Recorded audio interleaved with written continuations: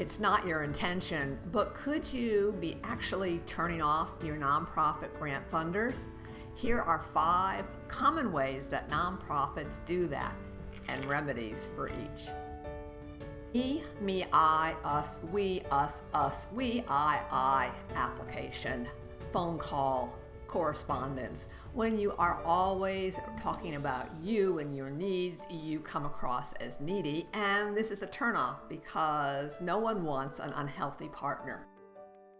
Go back to your applications, your phone call transcripts, any correspondence and communications you have with those grant donors, and see if you can change the language to be more about them and how they are really making great investments in the field and how naturally you would be great partners together and why. So the most common one is you see an application opportunity and you submit a grant. The challenge is that you really know you don't qualify, but you're hoping that maybe because you're so special and you have so many great needs and you could have potentially do such great work that they'll make an exception. Generally, they won't. And so what you do in your application, all the time you invested putting it together and researching them, it goes straight in the trash, or else you get a response that says, "Thank you for your application. We had so many other worthwhile applications, blah, blah, blah, blah, blah." That's the most common. The second way that's related to that turnoff is that you actually have the chance to meet with them and they grace you with some time and they share what they need and what they want your application to have, and you return back to them with an application that's cut and paste. Here's the remedy. If you don't have 50% more or chance of getting the funding, don't apply. You've got other ways to raise money. See my other videos and my website. 2, if you do meet with them, repeat back to them the words that they have used in your discussion. They like those words. They chose them. They will say, "Oh, this person gets us." And then finally, if you're in a time crunch and can't do it, do the hard thing. Ask for an extension or delay the application. You can damage your organization for years. True story.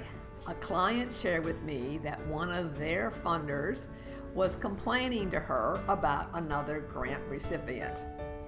The story went that they had funded an organization $200,000 to make incredible changes in diversity, equity, and inclusion in their community, and it hadn't quite happened. Now, there's huge challenges with that whole approach, but it's an example of overpromising and under-delivery. Now, you want your donors to understand that what they're doing is important. So here's the remedy. As you craft your application, educate your donor about that this is a very important activity. However, it is part of a series of activities. This is the most important next step. This is the leverage point for your future and this work that you're doing. But it's not the end. It's something that's going to be coming and be part of the community. So the good news is by doing that, you don't overpromise, but you also suggest future partnerships. Yippee, you got the grant, and here's where you have another challenge. Your grant funder has to beg you and plead with you and remind you over and over again to submit the data and the information they need in the final report, in the midterm report, whatever it is. You have a contract with them. You have agreed that you will do certain things in your contract, and you're not holding your bargain up, so you turn them off. What's the remedy? When you get done with your application, spend 2 minutes, 5 minutes, go through and highlight in it everything that you said that was a promise. When you receive the funds, check the contract, take your highlighter again, and look at what's promised. Then put those things in your calendar. Do not wait for them to prompt you. Instead, get proactive. Help them to see what a great partner you are. Great partners get phone calls that say, "Hey, we got some extra money. Can we work with you on a new project?" Long ago and far away, I worked with the Division of Cultural Affairs in Florida, and we noticed that we when we were giving grants away, were very popular. Everyone wanted to talk to us. Everyone wanted to send us nice warm fuzzies and their newsletters and all kinds of stuff. And the challenge is that when we weren't in that period, it was very obvious that we were being loved for our money. No one wants to be seen as a cash machine. Your grant funders understand that you'll be spending more time with them during grant application times, but that doesn't let you off the hook.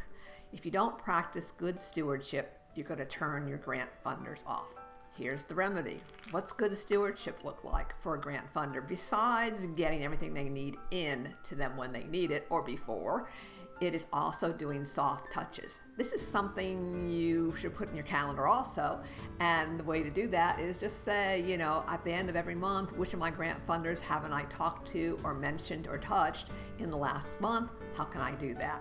Simple things. Sending them a copy of your newsletter, just thinking of you, saw your headline today, congratulations on your partnership. What do you see? What can you notice? It could be a LinkedIn comment. It's easy to do. The trick is getting yourself organized to remember it. You can engage and enchant your grant funders by avoiding these common ways that they get turned off.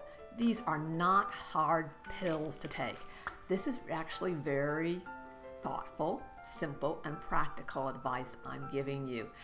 And by the way, I'm not a doctor, so for medical advice, you should check with medical authorities. However, if you're looking for advice and thoughts on how to run your nonprofit better and stronger and have more fun doing it, check out the links below, sign up for my newsletter, or give me a call.